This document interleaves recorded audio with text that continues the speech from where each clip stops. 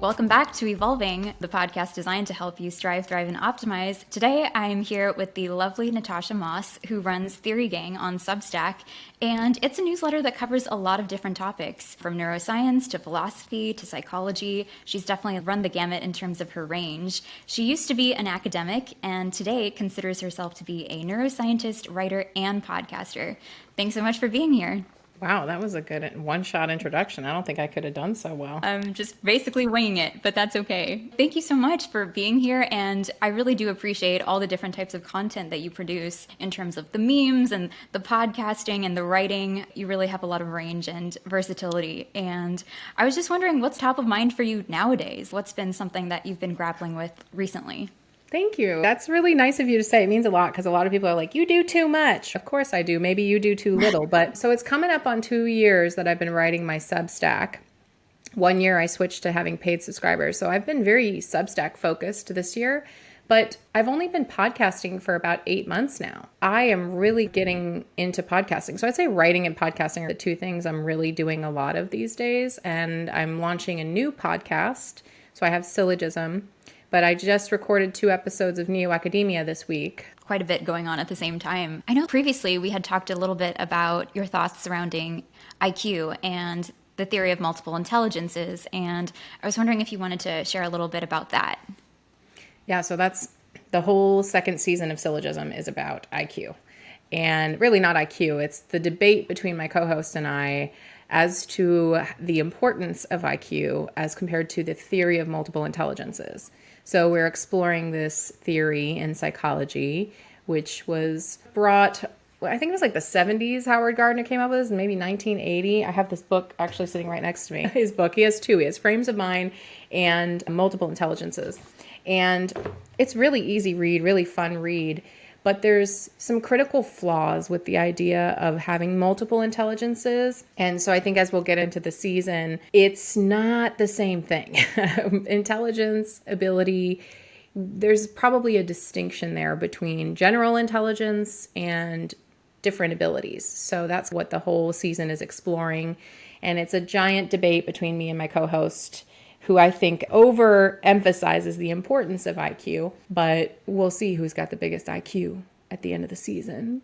I think most everyone enjoys good debate, especially when it's civil, even though you're presenting these opposing viewpoints. What's your take on emotional intelligence? Is that an actual concept? Is it legitimate? Is it backed by research in your view?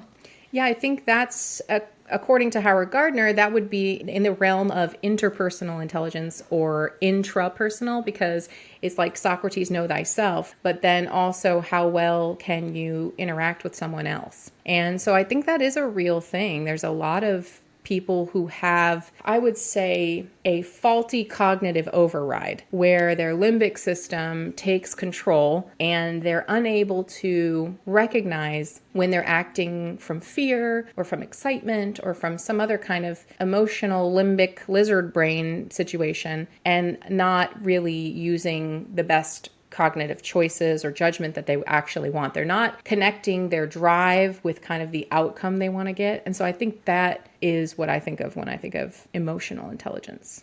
Do you know what the fuck you're doing? Oh, sorry. Can we swear? Yeah, sure. Does that mean, in fact, that emotional intelligence is something that can be crafted over time? I'm thinking of that Daniel Kahneman book, Thinking Fast and Slow, where he talks about our primary and secondary systems and like the first brain being reactive, that lizard brain that's driven by the limbic system that you're alluding to, and that the second brain is like more logical and rational and like a little slower to action. Is emotional intelligence something we can cultivate by maybe suppressing our first brain instincts, or maybe like taking a moment to calm our sympathetic nervous systems before we react to something? Yeah, I think absolutely. First of all, the concept of plasticity is not what we thought it was when we first discovered the idea of plasticity. Our brains are a lot more plastic than we think. So new neural pathways are being formed all the time. And when I'm talking about cognitive override, that's exactly what I'm talking about. That's a great book, Thinking Fast and Slow. And you're absolutely right. The first instinct is the limbic, vagus nerve stimulation, these kinds of things that happen instantaneously. And you want to run or fight, flight, whatever, through the hypothalamus. And what I'm talking about in terms of emotional intelligence is being aware that exists and then acting from a place of desired outcome. with full intent on what you're doing. And rarely do we do this. It's very hard to pull that together in an orchestrated way, especially on your feet. But that's exactly what I'm talking about. Love that book. And it's so funny because we all think we're above these heuristics. We all think like, I wouldn't do that. No, you absolutely would do that. We all do that, whatever that is. It's just human nature. Very true. What are some tips that you might be able to share as far as being less reactive or being able to take control of that impulse instinct that most of us have? Yeah, it's funny. I never talk about this, but I think as a child, I struggled with a lot of emotional intensity. My family did not understand me one bit. Half my family's Armenian, like very emotional, intense people. And then my other family's from Chicago and Tennessee and things like that. And my stepdad went to school like in a military school when he was like 5. And so emotions were like this chaotic thing. And on my mom's side, we all acted, what they say, they just shoot from the hip. And that's what I think they meant when they would do that. And my grandmother had an 8th grade education, so she would just go based on instinct. And that kind of kept her alive, kept her thriving. Same thing with my Armenian half of the family. I was the first one in the family to go to college and all that. But the diaspora of having the emotional trauma and all that stuff from generations that we carry with us, they tell stories so intensely. And so I grew up not knowing that Armenian family, but knowing that I had this intense, broody kind of nature. And also I was a very deep thinker from a young age. So I think that was what helped me to be a little bit more introspective. I had to stop and be like, what the fuck? Like, why am I not getting through here? And I realized that emotional intensity, when you meet people with that, it's not well received usually. So just based on that experience, I started looking inside going, okay, what can I do?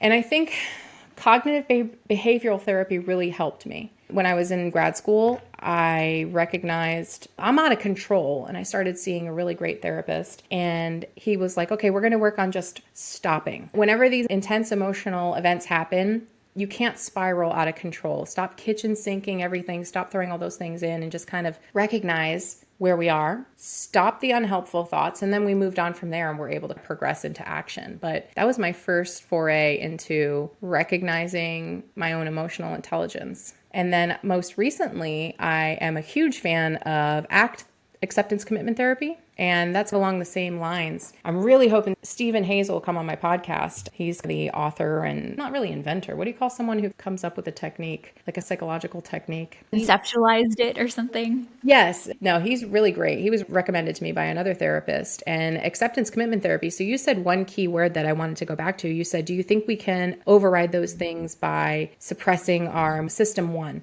And I think absolutely not. I think you have to not suppress it, but accept it and recognize it and not be like, oh, you shouldn't feel that way. You have to accept and validate your own thoughts and feelings. I really love that idea of acceptance versus suppressing, because I do think that a lot of the time trying to override our natural instincts can be really counterproductive and even damaging, because it makes you think that as a person, the way you exist, that there's something broken or inherently wrong. But all of those things are things to be embraced and worked with, not something to be avoided. So I really love that you talked about acceptance as being the key rather than trying to like override or just completely eliminate these behaviors that just come second nature to us. And this is obviously a lot of evolutionary programming. And I appreciate you talking about epigenetic transgenerational trauma, because I think there is this idea that the things that have happened to us in the past, even things that have happened to our ancestors, obviously change our DNA. And a lot of traumatic events like the Holocaust, for example, they can lead to gene silencing, which can sometimes be deleterious in the long run. But I feel like it's a redemptive message that with CBT and other types of lifestyle changes and behavioral changes, we can actually maybe even reverse some of the things that have happened in the past. And perhaps our ancestral past, it definitely informs and influences our present, but it's not the whole story. It's not something that is incapable of changing in some way. It's pure conjecture. It's speculative. But I did work on epigenetics a little bit when I was in grad school, and we see behaviors affecting the F1 generation in animals, in rats.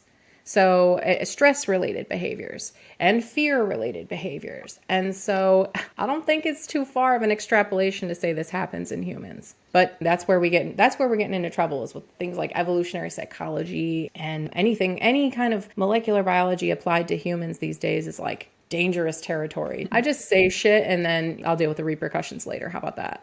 I do feel like that's one of the harms of cancel culture. It just prevents people from being people who would normally evolve and change our opinions, because I think it's just a very natural thing for us to change our minds when better information comes to light.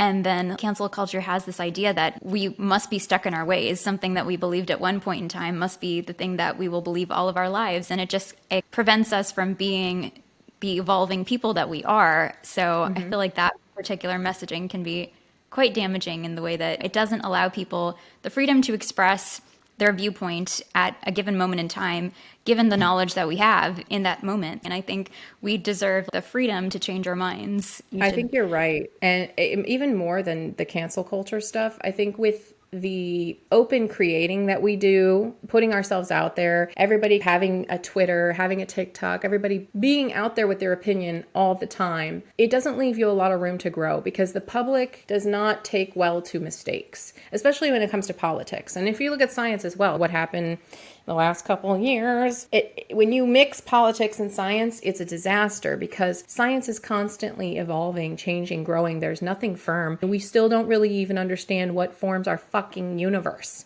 So these people are searching for certainty in the wrong place. Like, they're like, oh, follow the science. I'm like, you following the wrong one, because do you remember Galileo, when everybody thought things were one way and now they're not? So people are looking for certainty, and they turn to the leaders and the scientists, and it is very uncertain, which is why I think I'm not really afraid to say anything anymore. I'm just saying what I think now, and I may not have all the information, but I think it's important to show people that I'm not perfect. I don't know everything. I may not know it now. I may know it tomorrow. I may read something tomorrow that changes everything that I thought, and I don't see anything wrong with that. We're learning and growing, and nobody is fully formed.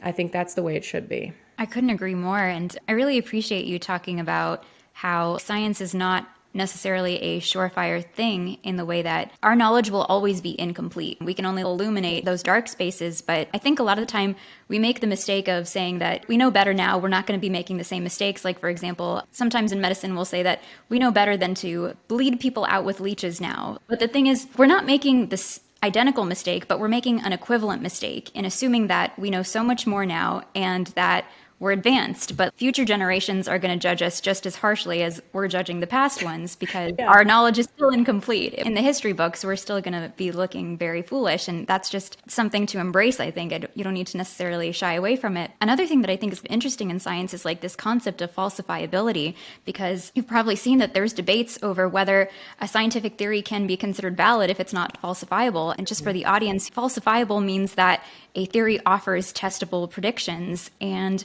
where do you come down on the idea of whether a theory should be considered valid if it's falsifiable? So it's funny you should ask. Our current book club, I've been doing a book club for a couple years. It's like a big joy in my life.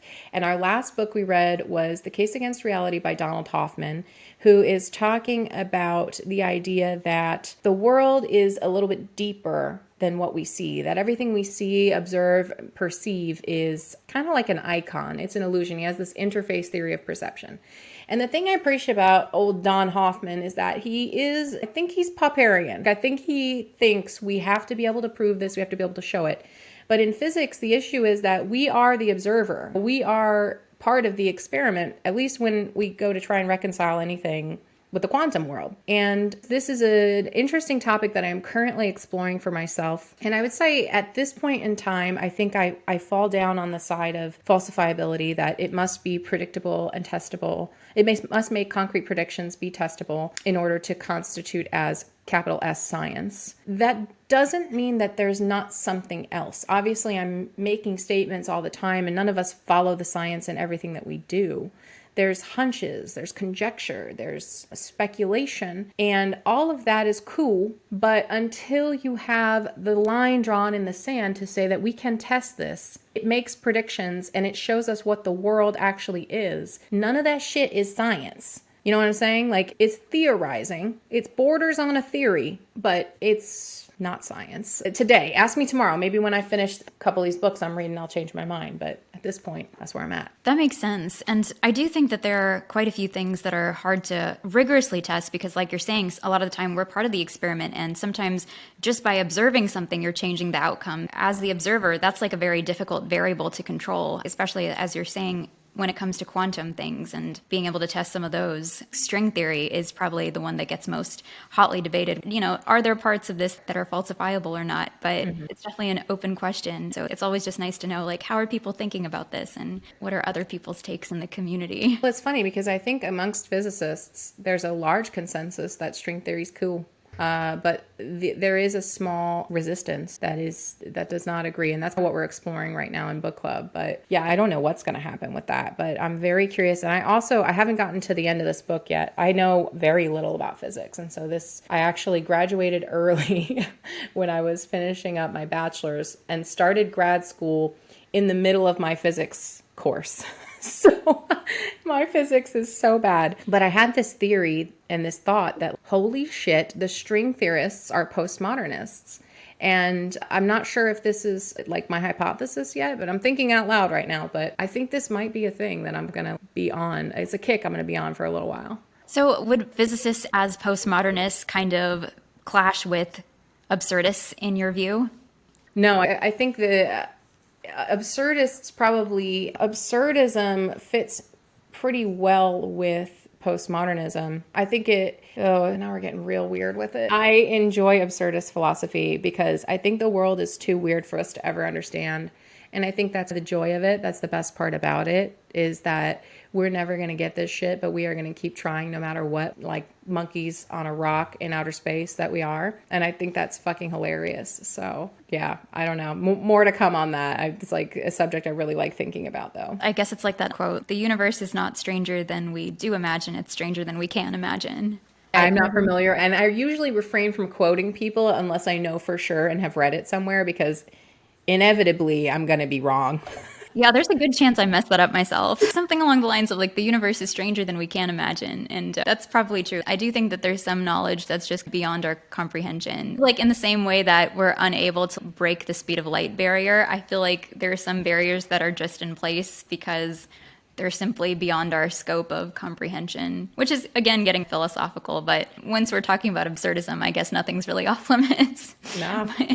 That's how I like it. That's how I like it, though, Nita. Like, and I want to talk about everything at least a little bit. Yeah, there's just so many thoughts that you have, and it sometimes feels like I don't know what to do with these. So sometimes just riffing with other people on podcasts is like the only way to get some sort of resolution around them, because it's sometimes you have this idea, am I the only one who like thinks about these things? Certainly not. But that's what we're doing here in trying to cultivate these little audiences that overlap, and we're like, oh, okay, there's someone like me. For sure. I think the one comforting thing is that whatever you're experiencing, you're never alone in it. You just might not know that other people are grappling with the same thing, but sometimes things aren't discussed openly. And I think a lot of it's cultural as well, you know, whatever is the zeitgeist at the moment in time. And at least when it comes to immigrant cultures, there are a lot of topics that are considered taboo. So that could be another reason a lot of things just aren't discussed. But then I think sometimes in the West, it feels like there's this idea of anti-intellectualism. You don't want to appear to be too cerebral because then you're not relatable. And have you ever come across that in your work? Yes. Come on. Like I said, my grandmother had an 8th grade education. And whenever my mom introduces me to anybody, or is like, that's my daughter, she's really smart. It's so like, don't put that on me. But yeah, so I think the problem is then I went and got a PhD and I'm in academia. And then the chair of my department is like asking my PI, like, oh, who's your tech with all the tattoos? That's like my best student. The fuck. So I don't know, either way, you're not allowed to be a real person. You have to be, you know, what someone else expects you to be. Like, oh, we expect you to be this really smart person, or we expect you to be like this fun person. So I think the anti-intellectualism, I think, is a misnomer, to be honest. I think it's like anti-humanism, though, is what I really think it is. We don't want to accept where we're evolving, and this is like something I just made up right now, so fresh on Nita Jane's podcast, fresh from the dome.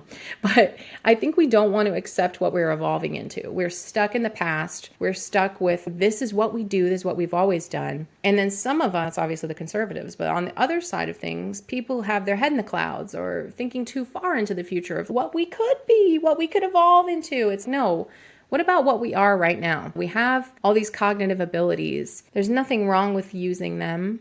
And I think intellectuals themselves feel this sense of other, that they don't really fit in with regular people, because sometimes they think about things that are very niche or very esoteric, and they hate that thing about themselves. It's tough to think. It's hard to be a thinker. Do you view absurdism as pushing back against the idea that we have to be a certain way? Do you think of it as like a counterculture movement to the idea that we have to fit in boxes or labels or be neatly categorized? I like that. And I love that you keep going back to absurdism, because you're making me think I need to pitch my book. I was supposed to pitch my book last week and I didn't. Yeah. So I like absurdism, and I think absurdism really got me through some tough shit, especially crossing that barrier of the identity that I was in. I'm a scientist. Now I feel like I'm more of an artist. I don't know. I'm a writer. Like, what the fuck am I? Can I be both? And I think absurdism allowed me to dip a little toe in the pond of both and be like, okay, yeah, I can be both. I don't have to choose one thing or the other. And I do look at it as a little bit of cope, a little bit of like a counterculture thing. But I also view it as a tool to help deal with uncertainty. I think when you take a step back and realize the world really is absurd, it's not reasonable, it's not comprehensible, like you're never going to get this shit. You just sit back and go, okay, I don't know as much as I thought I knew. And the people that I thought knew something don't know as much as they think they know, even if they won't admit it to themselves. So you really can't take yourself that seriously if you accept that the world is an absurd place. So think of it more of as a cope. And I think it becomes counterculture because when you embrace it the way I do, I think it can't be anything but a counterculture, because you're just like, no, this makes no goddamn sense. Like, you can't just be cool with things not making sense. They have to make it make sense, and it just doesn't. And so I think it's one of those things that will always be counterculture. Definitely. A mention of the fact that since everything is absurd, we really shouldn't take things so seriously. That kind of reminds me of something that Margot Fonteyn had once said, the British ballet dancer. She had said, "The one important thing I've learned over the years is the difference between taking one's work seriously and oneself seriously. The first is imperative and the second is disastrous." And I think that's like going back to this idea that if we cultivate a sense of comfort with uncertainty, if we embrace those things, like a lot of the things that we take so seriously, they're just folly at the end of the day. And I think this also connects back to Carl Sagan and his idea that we're trying to inhabit or take charge of this small portion of a fraction of a pale blue dot, and everything is just folly because we're all just really insignificant. I just think that looking at the bigger picture definitely helps put things in perspective, but I think when you're in the process of being on the daily grind, it's just very easy to overlook and get swept up in what's happening in the day-to-day, and it's difficult to look outward and realize that there's more to what's happening. I also really like that point that you made about not always being focused on the end goal or the destination, but also accepting the process, like who we are in the present moment. That kind of reminds me of this book that Robert Heinlein had written. It's a sci-fi novel, and it was called Time Enough for Love. And in the book, the protagonist says that children live in the present,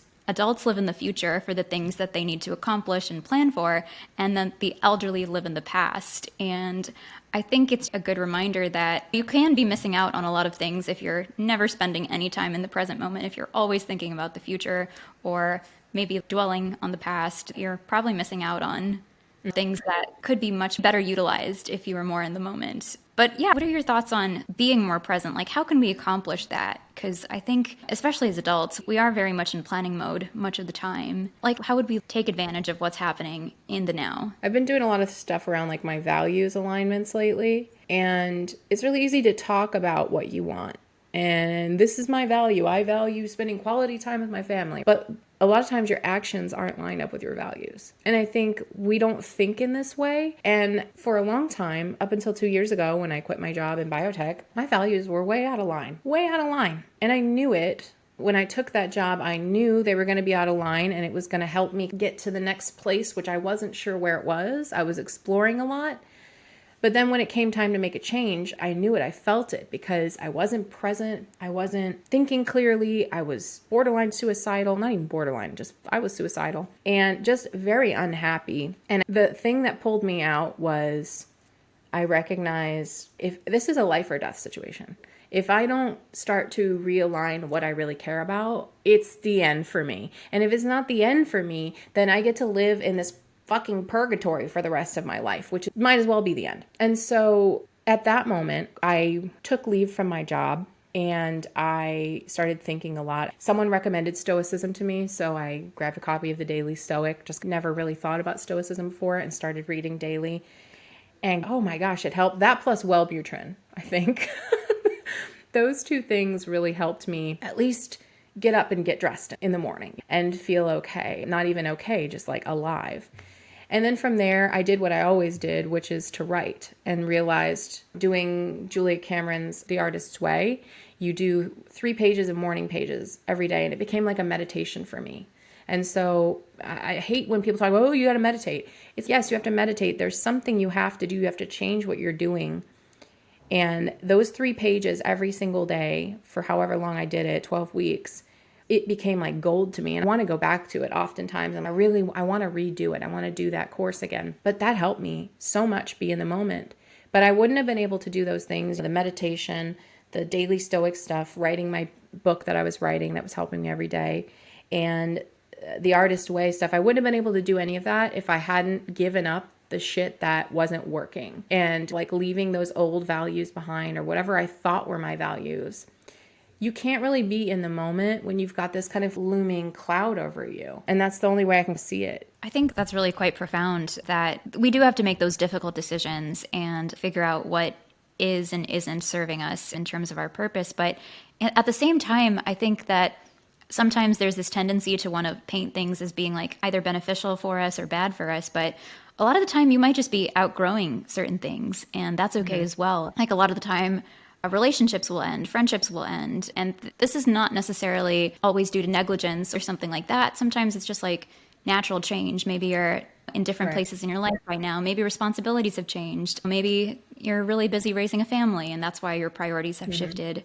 I think I just like really appreciate the understanding that, you know, just because someone is no longer in your life, it doesn't necessarily mean that either of you are bad people. It's just you're in different places right now. I think a lot of the time our brains tend to view things in black and white terms, but it's really varying shades of gray. And I think your personal struggle, it definitely brought a lot of hardship and suffering into your life, but at the same time, it molded you into the person that you are today. So everything has those two sides where the suffering and the adversity also develops resilience and empathy and candor and all those other qualities that you possess. I think it's all part and parcel of the things that you experience. And I'm just very grateful that you're sharing it with us today. It means a lot. Yeah, I'm like super vulnerable. It's like pouring my heart out to you. But that's really hard too. So it's really hard to just sit and talk about this knowing it's going to be like out in places. But it's just part of it. The hard part is like what you have to do.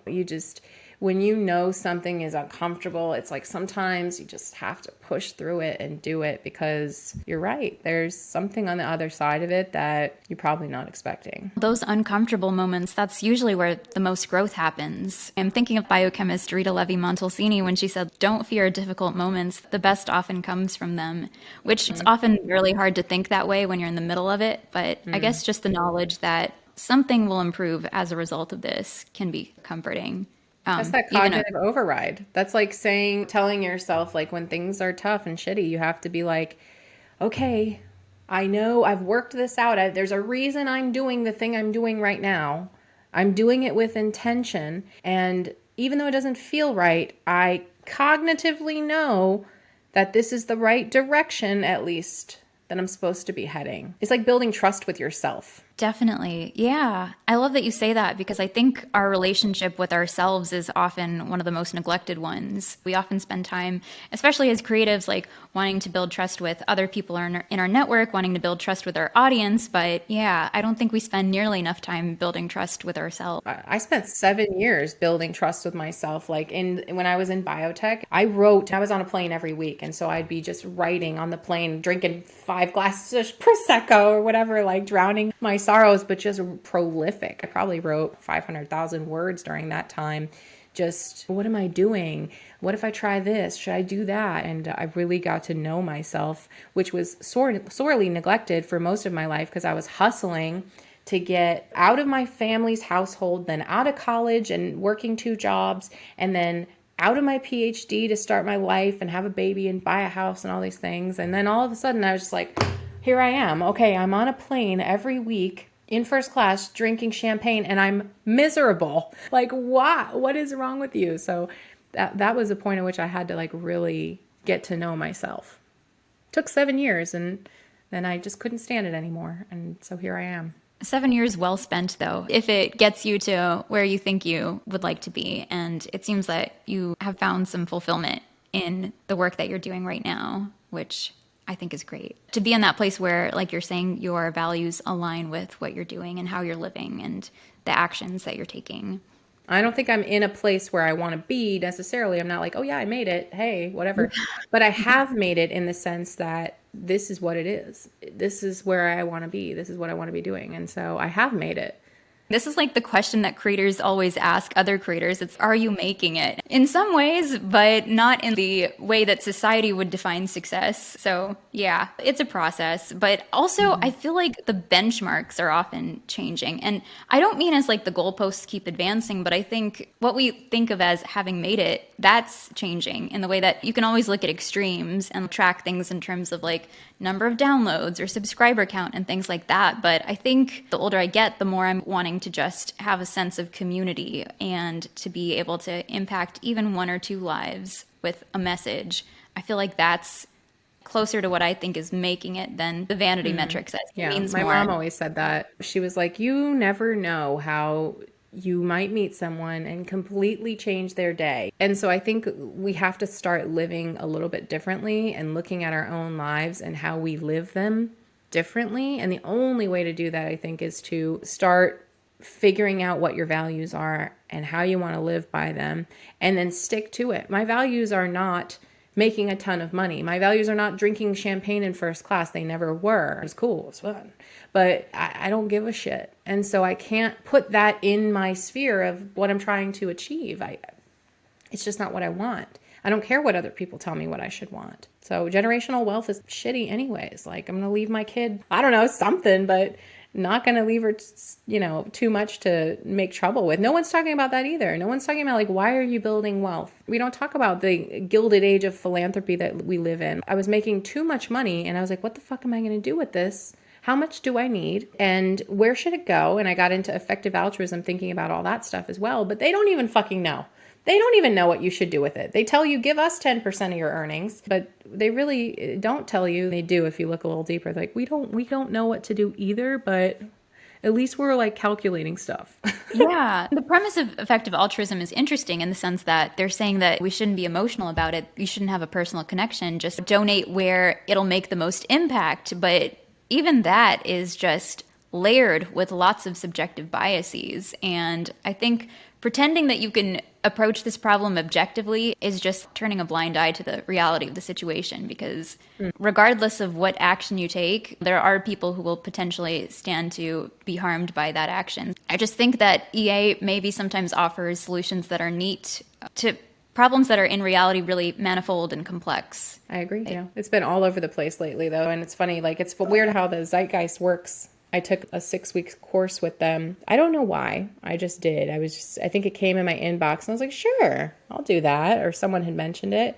And I've been involved in kind of stuff that they do for a long time, but I never did the course. And I did it. And I'm glad I did, because there's nothing I love more than picking apart an idea. And I think they do a decent job of admitting the flaws and faults of the philosophy in part. But I think, again, this is trying to get a one-size-fits-all solution is never going to be the answer. Sorry. Whatever it is, ain't going to happen. True. I think the attempt is still honorable. It's still worthwhile to endeavor to make things better. But I just think the actual implementation is probably logistically messier than we think it would be. It's just that True. At a large scale, it becomes more obvious. With great power comes great responsibility. But we may or may not take up that responsibility judiciously. But yeah, again, it's all very subjective. What is judicious? We can definitely get into the philosophical rabbit hole. It's just inevitable with a lot of things. If you wanted to talk a little bit about your self-help book and the way that's structured and the impetus behind it, just because I have to plug you while you're here. So That's funny. It's so funny you call it a self-help book. I'm like, God, no, I don't want to be a self-help book. So I wrote these little kind of stories to myself every day that kind of helped me cope with the uncertainty of what I was going through. And things are still uncertain, but for 3 months at least, when I was going through this and I was taking leave from my job, I didn't even know if I was going to go back to the job. And it's I think a lot to think about leaving that money on the table when you've been someone who's worked their whole life and thought you can't just quit your job. And I spent 7 years trying to replace my income with different endeavors, started businesses, learned how to code. I've done every fucking thing. And so I started writing like notes to myself, and I was going to the London Writer's Salon every day. And they had a little quote every day. And I'd just take in their quote and just think about it. And then I'd go find my own. And then so I found all of these quotes about dealing with uncertainty. And I read a lot. I read probably the things that inspired me to write this was really reading Camus, The Myth of Sisyphus at the time. And I had read The Stranger before.